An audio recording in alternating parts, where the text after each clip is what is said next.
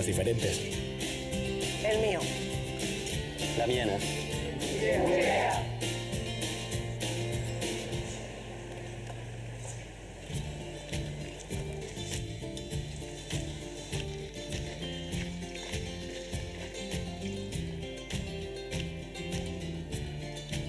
En ella vivimos más de 600.000 personas, desde Bayona hasta Donostia San Sebastián.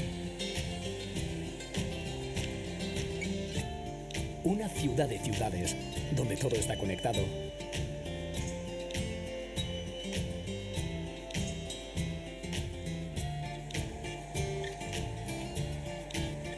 Donde todos encuentran su lugar.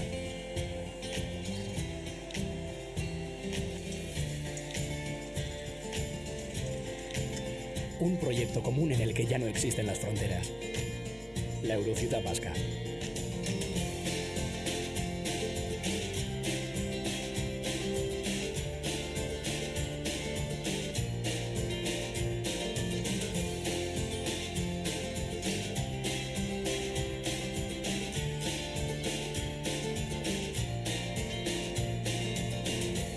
Una ciudad en continua evolución, con infraestructuras y vías de comunicación que dan servicio diariamente a más de 1 millón de personas. Un corredor urbano de más de 50 kilómetros que une a todos los ciudadanos. Personas, hombres, mujeres y niños con un proyecto en común. Una ciudad multicultural con cientos de proyectos sociales y culturales que compartimos y de los que disfrutamos. Fortalecemos nuestros lazos en base a una identidad común, el euskera. Una manera de entender el territorio, basado en la conservación y el respeto al medio ambiente. Nuestros montes, parques, playas y ciudades son nuestra mejor carta de presentación y el legado a las generaciones del futuro.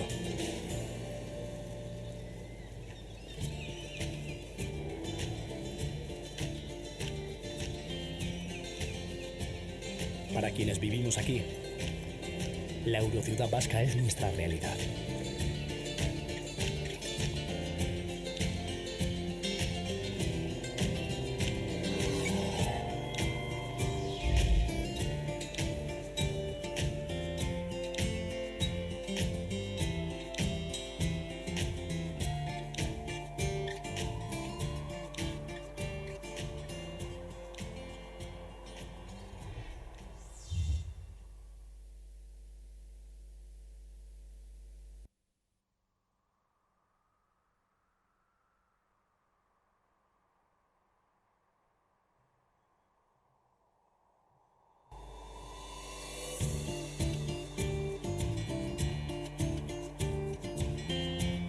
Quienes vivimos aquí formamos parte de un proyecto común desde hace más de 20 años. La Eurociudad Vasca.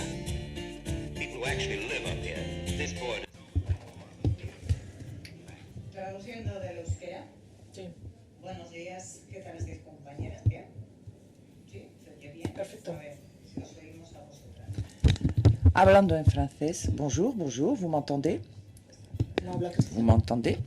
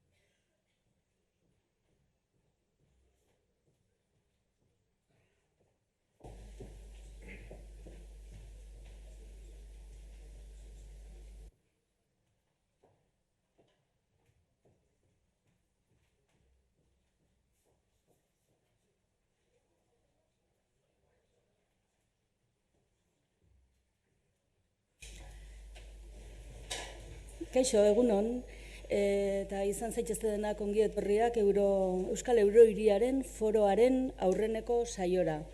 Eta zuzen ere, eguneko aurreneko hitzak Juan Carlos Izagirre Donostiako alkateari dagozkio.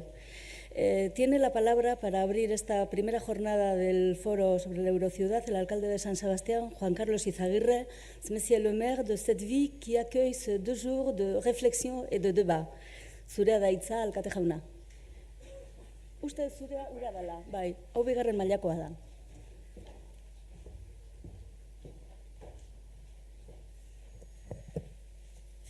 Bueno, egun on guztioi, ongi etorriak Donostiara, eta mila esker, nola ez, hemen Eurohiriaren foro honetan parte hartzeagatik. Kokatu nahi dut, foro hau, hiri honetan, urte honetan, oroitzen nahi gehan fetxa batekin. Dakizuen bezala, 200 urte dira, Donostia, zuntzitu egin zutela, bigarren mendeurrena honen inguruan hainbat eta hainbat ekitaldi egin dira urtean zehar, hilabetero egin dira ekitaldi ezberdinak, eta azpimarratu nahi dut, orain dela 200 urte Donostiak jasan zuen biolentzi hau, ez zula Donostiak bakarrik jasan, baizik eta hemen Euskal Eurohirian parte hartzen dezuen hainbat eta hainbat herri eta hirik ere jasan zenutela, eta horrek ere nolabaite beste faktore bada amankomuna gure artean. Eta gila da, 12 hilabete hauetan, hainbat gauza antolatzen ari garala, oroitu ze gertatzen zen, gogoratu ze gertatzen zen, baita ere txalotuz, behin zuntzituta herria, erabaki zutela, Donostia bereraikitzia, eta denon artean egin zutela, eta nolabaite ejemplo bat eman zigutela, egin daitezkela hiria, egin daitezkela Euskal hiria ere, denon artean, eta nik uste hemen landuko ditugunak gaur eta bihar ere, bide horretatik joango direla.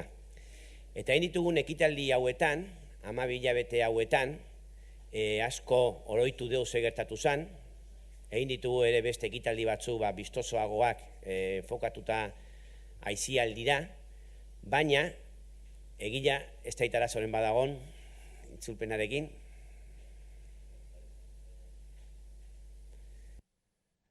Jarraitzen dut. Arazoa dago? Entzuten da? On m'entend bien? Il y a un problème?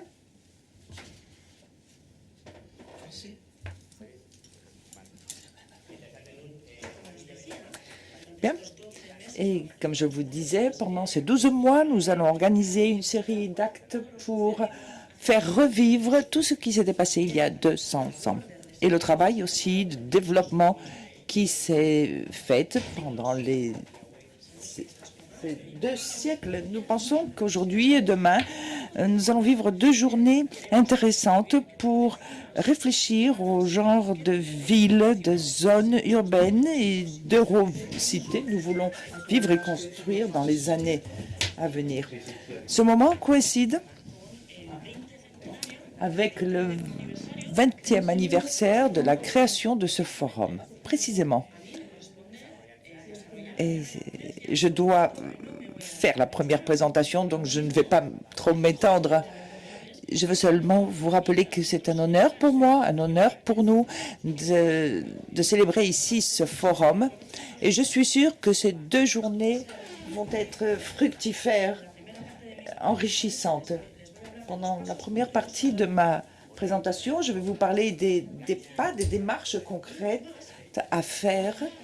Et je vais rappeler que nous avons une opportunité unique.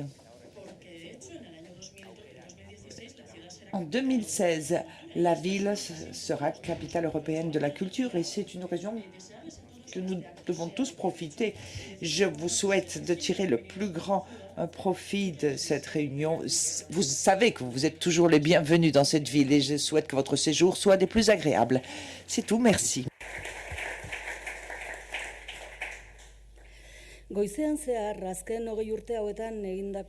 Pendant ce matin, nous allons parler du chemin parcouru ces 20 dernières années.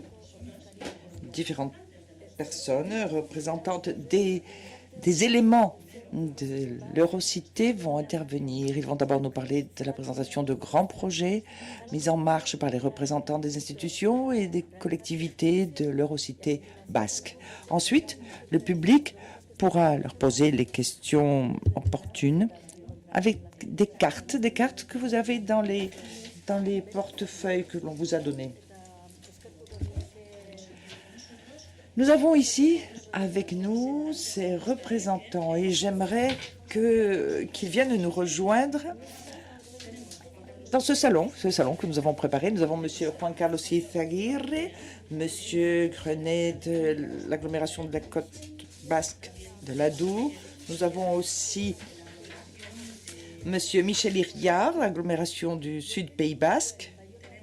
Nous avons John Peddy Edwin, responsable et co-gestionnaire de l'Agence pour le développement transfrontalier. Et nous avons aussi M. Urigen, qui représente la députation forale de Guipúzcoa. M. Santagno aussi, maire de Irún, et du consortium de Bindazzoa Chinguti. Ensuite, Monsieur Julem Mendoza vient nous rejoindre depuis Oarso Aldea. Il est maire de Renteria. Et nous allons faire des présentations et Monsieur Juan Carlos Izaguirre, maire de Saint-Sébastien, prendra la parole. Monsieur Izaguirre, vous avez la parole. Vous connaissez déjà le pupitre.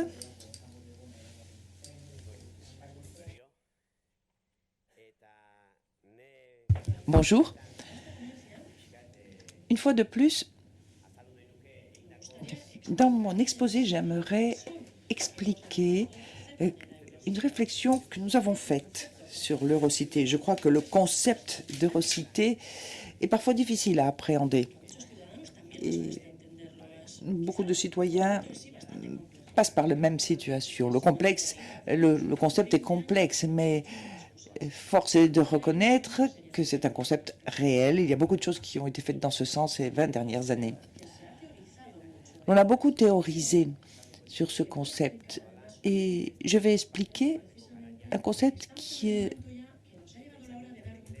nous fait comprendre que le temps est venu de faire un pas en avant, d'aller plus loin. Il s'agit de passer de la théorie au concret, au fait. Et nous sommes arrivés à un moment bien précis qui nous pousse à ce changement. Il y a 3 ou 4 concepts que j'aimerais développer. De fait, ce sont des concepts essentiels pour n'importe quel travail. Je crois que c'est essentiel pour tout ce qui est politique. Il est très important de connaître tout d'abord la réalité de notre quotidien, celle que nous vivons. Et je crois que dans le cas de Donostia et des autres municipalités qui composent l'Eurocité, il y a une réalité bien concrète. Et c'est celle qui nous pousse à agir pour construire l'Eurocité. C'est-à-dire que nous devons partir de la réalité actuelle et le travail des élus dans les institutions est précisément d'apporter une réponse. Il y a un autre concept fondamental aussi, et qui est le suivant. Si vraiment nous souhaitons que cette Eurocité soit efficace, effective, il faut d'abord croire au concept, être convaincu qu'il s'agit de quelque chose de très positif pour tous et que les institutions, après cela, assument des engagements. Mais il faut aussi que les citoyens, les habitants comprennent ce qu'est l'Eurocité. Et là, il y a beaucoup à faire. Dans les années qui viennent, à partir de la participation, nous devons faire en sorte que la citoyenneté comprenne ce qu'est l'Eurocité et ce qu'elle peut leur apporter pour qu'ils se sentent partie intégrante de ce concept d'Eurocité. La troisième idée que j'aimerais développer et qui va réapparaître souvent aujourd'hui et demain, c'est que nous sommes arrivés à un moment où nous devons passer de la théorie à la pratique. Les 20 dernières années, nous avons organisé énormément de choses, mais je crois que beaucoup de concepts qui sont déjà apparus au niveau théorique doivent être mis en pratique maintenant. Les choses doivent se matérialiser. Pour cela, il faut un engagement financier, mais un autre aussi. Et je fais référence à un chronogramme précis et un élan à donner à l'Eurocité. Et puis, autre chose que j'aimerais développer, et c'est précisément que le concept d'Eurocité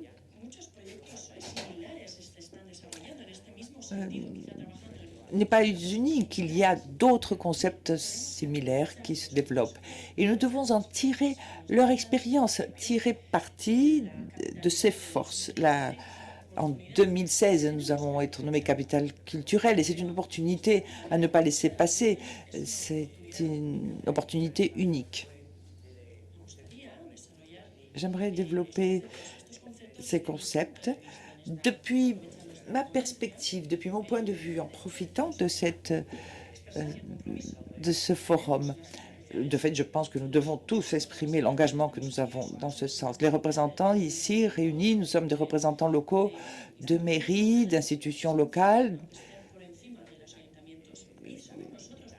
Et c'est à nous, aux élus locaux, d'être et de continuer à être le plus près possible du citoyen. Nous devons profiter de cette situation, de cette possibilité pour articuler adéquatement la société basque. De fait, nous partageons beaucoup de points communs, beaucoup de réalités, de quotidien, et nous le faisons avec naturel. Nous n'avons pas besoin d'inventer de nouvelles réalités.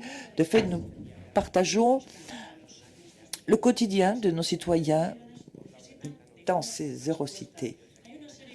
Il faut donc des réponses. Il y a une série d'exemples que vous tous connaissez et qui sont très importants, de grande valeur pour savoir de quoi nous parlons. Et je fais référence ici au fait que 15 000 personnes de Guipúzcoa vivent en Iparralde. Elles travaillent ici, au sud du Pays basque, mais elles vivent à Iparralde. Et cela représente beaucoup de déplacements au quotidien. Et ça, bien sûr, présente des problèmes qui demandent une réponse. Nous savons que nous avons le projet Traslamuga, par exemple. Et il y a d'autres exemples semblables qui peuvent être utiles pour savoir de quoi nous parlons. Je ne parle pas seulement du train, du TGV, non, je parle aussi de services, de structures qui fonctionnent, qui ont fonctionné jusqu'à maintenant, mais qui auraient besoin de s'améliorer. Et je pense à la taupe, le train, et d'autres transports aussi. Je pense à l'autobus ou au bidegorris, les voies pour bicyclettes. C'est la réalité de nos régions, mais il faut améliorer d'autres aspects encore. Il y a une série d'entreprises qui collaborent avec des territoires différents. Je pense à Tecnalia qui travaille en ce sens. Ces jours-ci, nous allons parler de ces projets. Il y a un projet important que nous pouvons développer. Et je pense au tourisme. Le tourisme ici, au sud du Pays basque, a une ville qui est touristique par excellence. Bien sûr, Saint-Sébastien, mais il est évident que Biarritz, Bayonne, Anglet sont des villes très touristiques ici. Et là, une collaboration est possible. Pourquoi pas? À titre d'exemple, nous pouvons citer dans la zone de la côte. Et là, nous voyons que le surf nous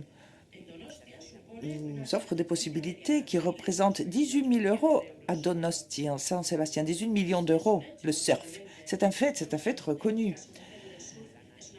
Le surf est une apportation énorme pour la ville et l'on pourrait collaborer avec d'autres zones pour augmenter les capacités, la potentialité de cette ville. Toutes les villes qui forment l'Eurocité, le forum de l'Eurocité basque, vont apparaître aujourd'hui, associés à l'environnement, aux entreprises, au tourisme, au sport, à la culture. Et puis il y a une autre réalité qui est tout aussi vraie, c'est que nous avons une même langue, l'euskera, et une même culture, qui est la culture basque. Et je crois que cela nous oblige, nous force à parler entre tous, à chercher des solutions aux problèmes qui surgissent au quotidien pour tous et entre tous. Je crois que dans ces forums, quand nous nous réunissons, nous coïncidons tous. Il y a ces besoins. Mais le temps est venu de faire des pas, de le faire fermement, d'une façon coordonnée pour encourager ce projet, pour le lancer. Ce projet qui a comme objectif le bien commun de toutes ces villes, de tous les citoyens et citoyennes qui formons l'Eurocité. Nous parlons d'une marge de 50-60 km. C'est peu, mais je dois dire que Bayonne et Angel sont plus proches de Saint-Sébastien que Bilbao. Mais le quotidien nous fait penser qu'elles sont plus éloignées. Mais cela n'a pas de logique. Je crois que le potentiel que nous avons comme ville basque doit être exploité. Il faut activer des politiques qui vont répondre à des besoins réels, des personnes qui partagent cet espace commun. Et chose très importante, il faut intégrer la citoyenneté dans ce projet. Il faut que la citoyenneté participe des décisions qui vont être prises. Je crois que ce projet va être un succès. Plus de succès que ce qu'il a été jusqu'à maintenant, si nous arrivons à faire que la citoyenneté s'implique et participe. Un concept d'Eurocité qui respectera l'autonomie municipale, mais avec un concept entre tous. Nous avons beaucoup de choses en commun et nous avons la capacité pour apporter des solutions aux citoyens et citoyennes qui vivent dans cet espace. Et les décisions que nous allons prendre dans les prochains jours, mois, années, les décisions qui vont être prises en laissant de côté les couleurs des élus selon les moments, les décisions doivent être blindées et garantir une continuité. Et je crois qu'il faut que nous y travaillions pendant ces journées. J'ai donné quelques exemples tout à l'heure de pas d'interventions qui ont été faites. Je pourrais en dire d'autres. Santé, transport public. On peut aller plus loin, bien sûr. J'ai parlé du Bidegorri, pour les bicyclettes, la voie bicyclette. Mais ça existe. Et nous n'avons pas la capacité de faire un corridor cycliste entre les deux côtés. Pourquoi ne pas partager une signalétique commune aussi pour que ceux qui viennent nous voir et pour nous-mêmes nous permettent de nous sentir dans le même espace et de mieux nous comprendre. Le tourisme, je l'ai déjà dit en Euskera, est un potentiel qui n'est pas assez travaillé, il me semble.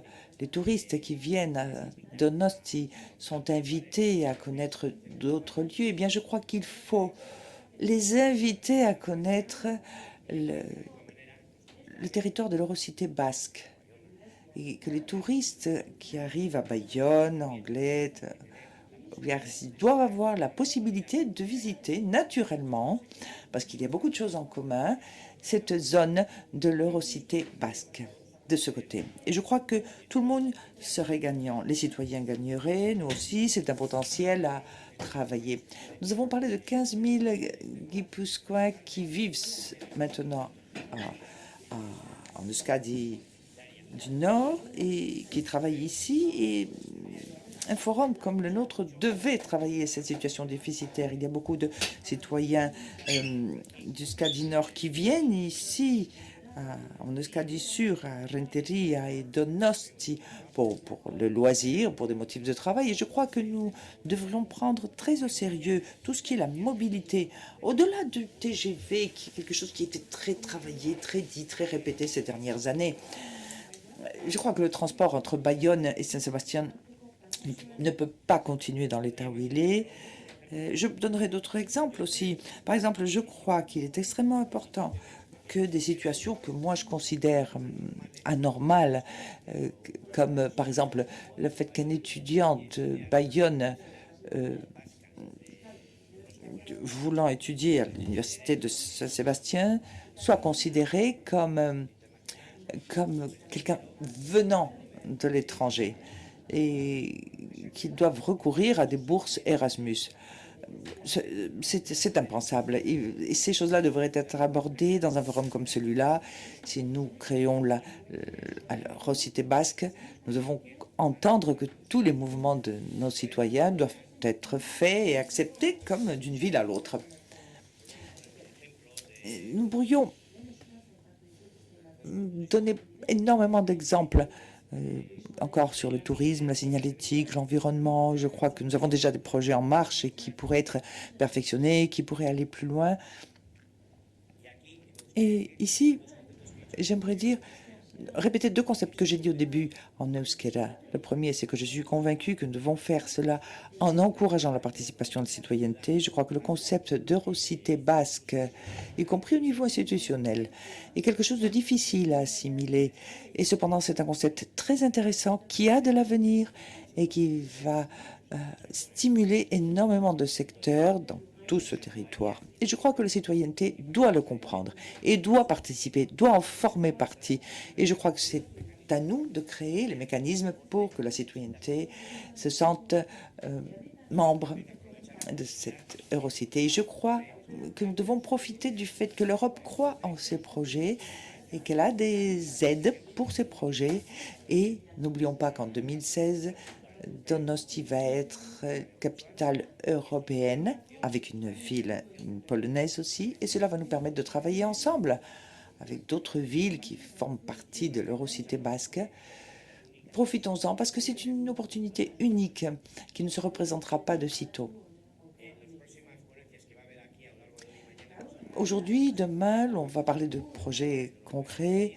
Je l'ai déjà dit tout à l'heure, je les ai cités.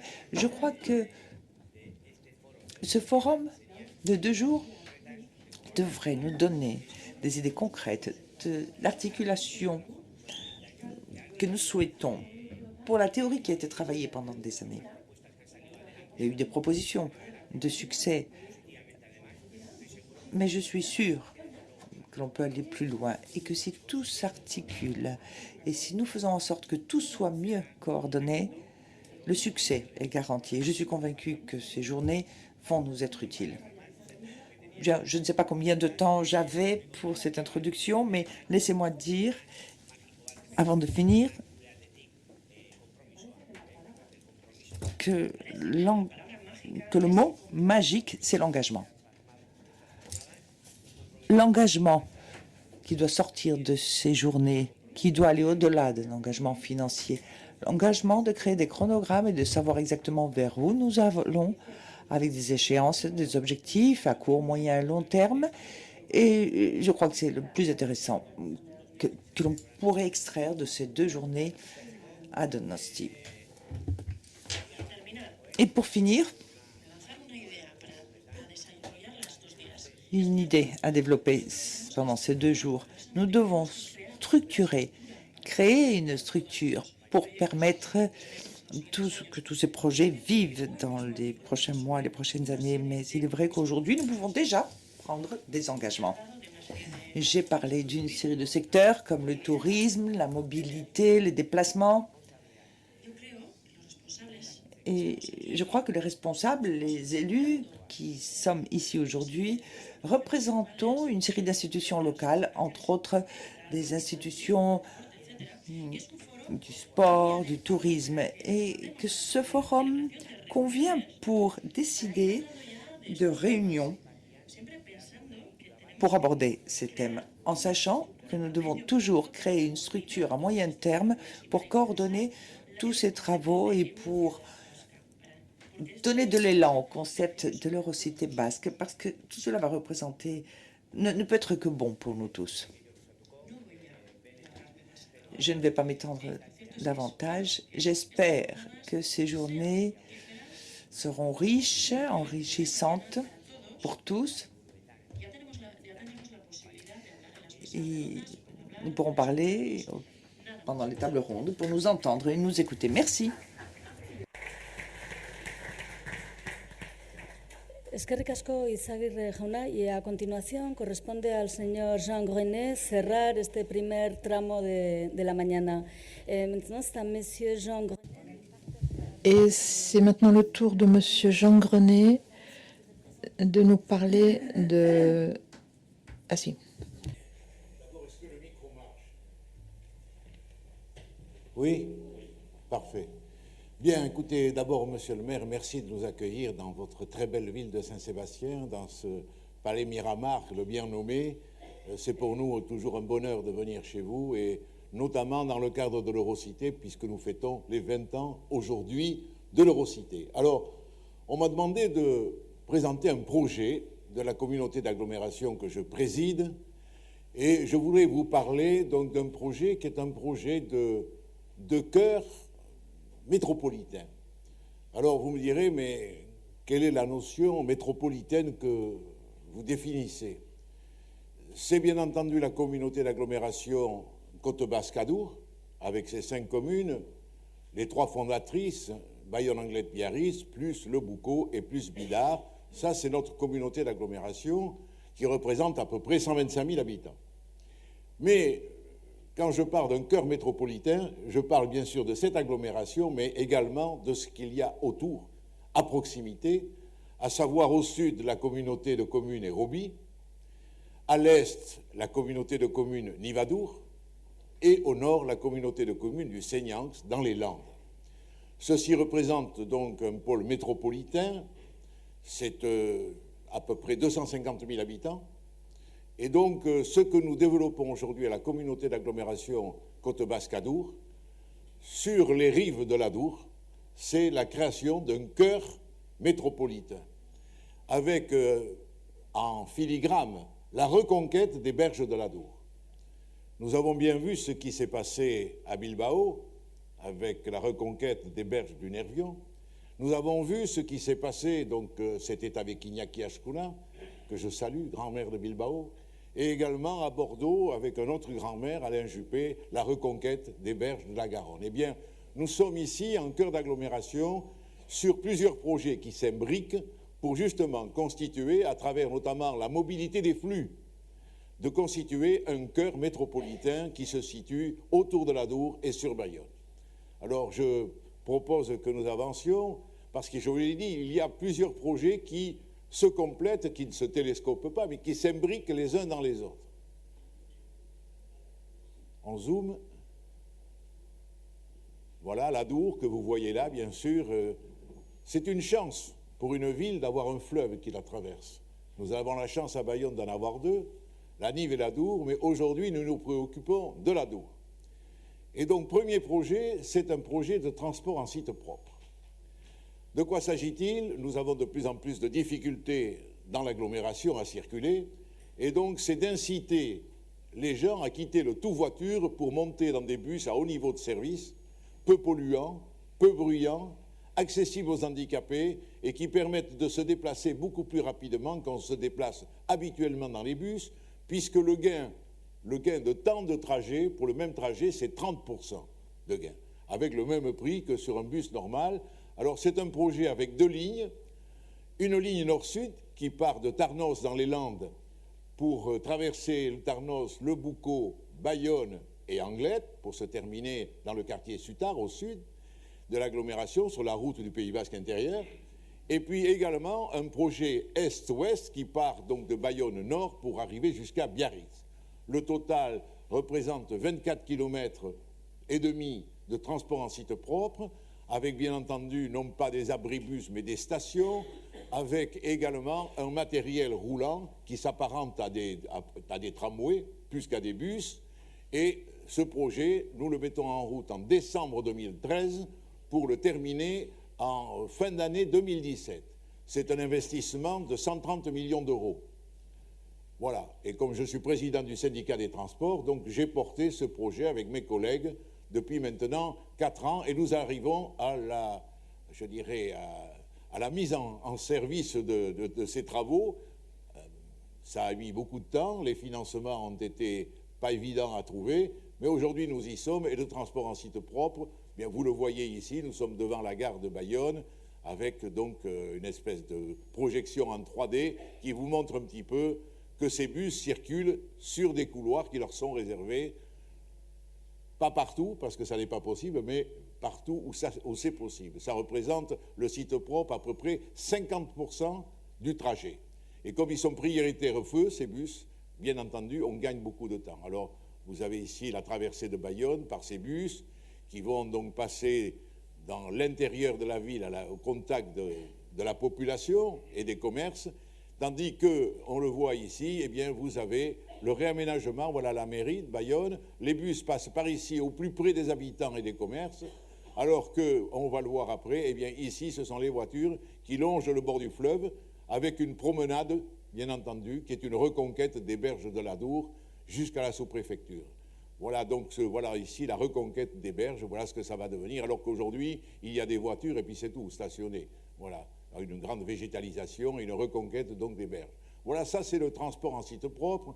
Ce projet va en quelque sorte s'imbriquer dans un autre projet qui est celui de la gare. Et d'ailleurs, les deux lignes de transport en site propre vont passer au contact de la gare. Cette gare aujourd'hui accueille 900 000 voyageurs. Lorsque la LGV va arriver à Bordeaux, c'est le projet SEA, on nous annonce entre 2 millions et 2 400 000 voyageurs par an au lieu des 900 000 actuels.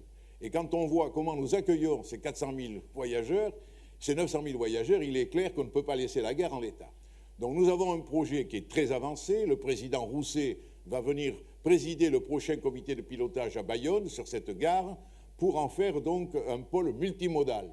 C'est-à-dire une gare qui accueille les voyageurs dans des conditions de confort et de sécurité qui ne sont pas le cas aujourd'hui. Voilà le projet de gare avec donc la gare qui est rallongée, avec du stationnement également pour les voitures qui viennent simplement déposer ou chercher quelqu'un, ceux qui viennent également et qui resteront plus longtemps, avec les bus urbains, les bus interurbains, les taxis, les piétons, les vélos. Donc c'est un réaménagement global de tout le parvis de la gare, avec en plus les deux lignes de TCSP qui vont desservir cette gare. Donc c'est un grand pôle multimodal qu'on est en train de fabriquer. Je le répète, donc le projet est très avancé et M. Rousset viendra à la fin du mois de décembre pour, je dirais, boucler l'étude de cette gare et avoir un projet finalisé. Ensuite, nous avons le projet Rive Droite Adour, qui là aussi s'imbrique avec les projets dont je vous parle. C'est quoi la Rive Droite Adour? Eh bien, c'est depuis ici une zone de plus de 20 hectares, sur un linéaire entre le pont Saint-Esprit et le pont Grenet, avec un linéaire donc à peu près de ici 1 kilomètre. 1 kilomètre. Et donc nous sommes en train d'acquérir tous les immeubles privés, c'est presque fini, le privé, également public, avec il y a des bâtiments qui appartiennent à l'État. Il y a ici une parcelle qui appartenait à la région, que nous avons donc achetée, et nous sommes en discussion notamment avec ici une entreprise qui est une entreprise de vin du Prat avec 45 salariés que nous sommes en train de délocaliser. Au mois de mars prochain, quand notre mandat se terminera, puisque nous avons des élections donc au mois de fin mars, eh bien je pense qu'à ce moment-là, je laisserai à mes successeurs une feuille blanche de plus de 20 hectares à aménager plein sud sur le bord de l'Adour, pour là aussi reconquérir les berges du fleuve et créer, bien sûr, de l'activité qui sera de l'habitat, qui sera du tertiaire, qui sera de l'économie, avec probablement en plein sud et au bord de l'Adour des restaurants. Bref, reconquérir les berges du fleuve pour y apporter à nouveau la vie. C'est notre projet, bien entendu, Rive Droite Adour. Donc, c'est un projet très structurant pour ce futur cœur métropolitain que nous voulons mettre en place. Également, donc, dans ce projet, nous avons le désenclavement de la gare qui, on peut revenir peut-être, voilà, la gare est ici, elle est enclavée aujourd'hui, cette gare, et donc on crée une voie, voilà, routière, qui va aboutir ici sur le pont Grenet et qui va désenclaver la gare, mais qui passera au contact des voies et non pas aujourd'hui en boraquet comme on le voit. Le boraquet, il n'y aura plus de circulation de voitures. Voilà. Donc nous sommes en train de réaliser tout cela et les acquisitions seront terminées au printemps prochain. On passe ensuite donc sur la rive gauche de l'Adour.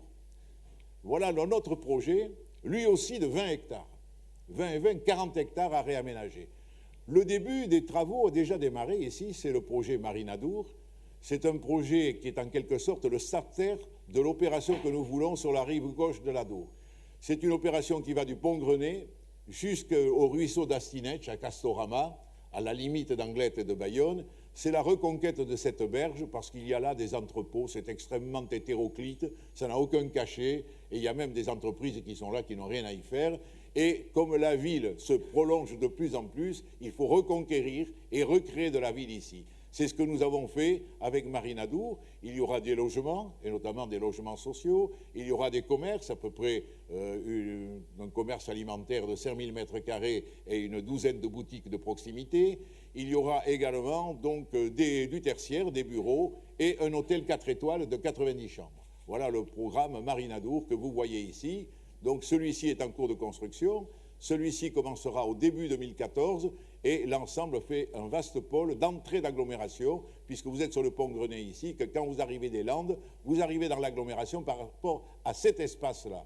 Cet espace que nous avons travaillé avec beaucoup de soin à la communauté d'agglomération. Nous sommes maîtres d'ouvrage de cette opération publique, je dirais, d'aménagement ici. Et nous dépensons quand même 7 millions d'euros en circulation, fluidité des piétons, des vélos sur les allées marines, faire en sorte que les gens puissent traverser dessous, ce qui n'était pas possible autrefois. Et également, nous plantons, je crois, 18 000 plantes et arbres sur l'ensemble de ces espaces publics qui seront extrêmement végétalisés. On aura fini cette opération, l'ensemble de cette opération sera terminé pour fin 2015.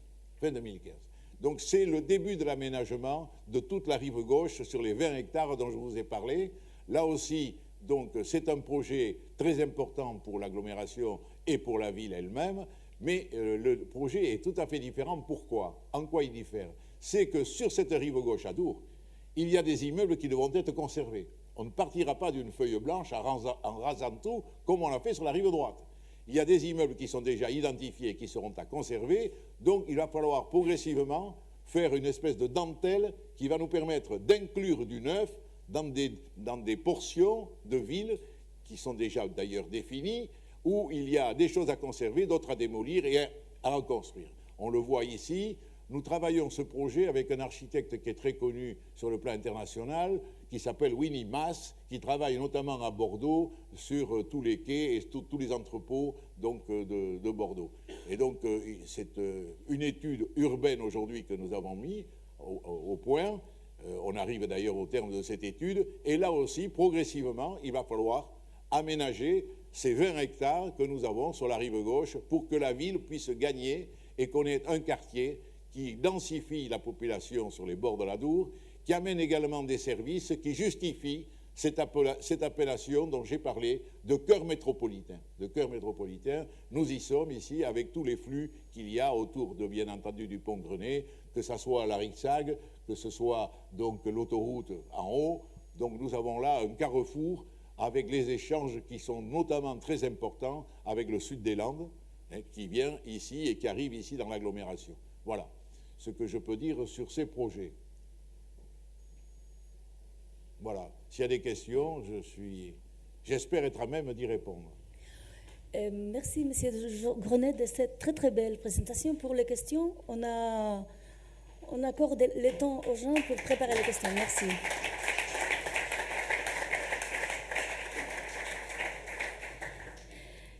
Con esta intervención cerramos el...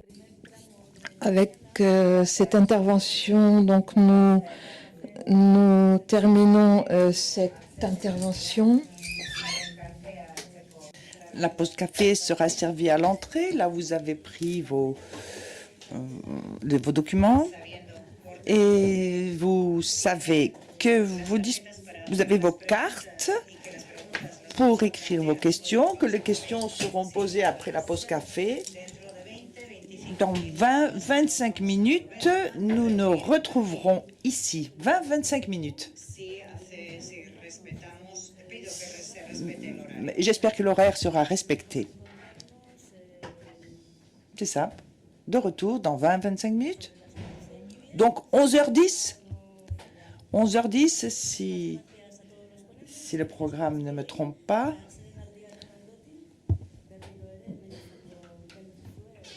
Zuen esanetara.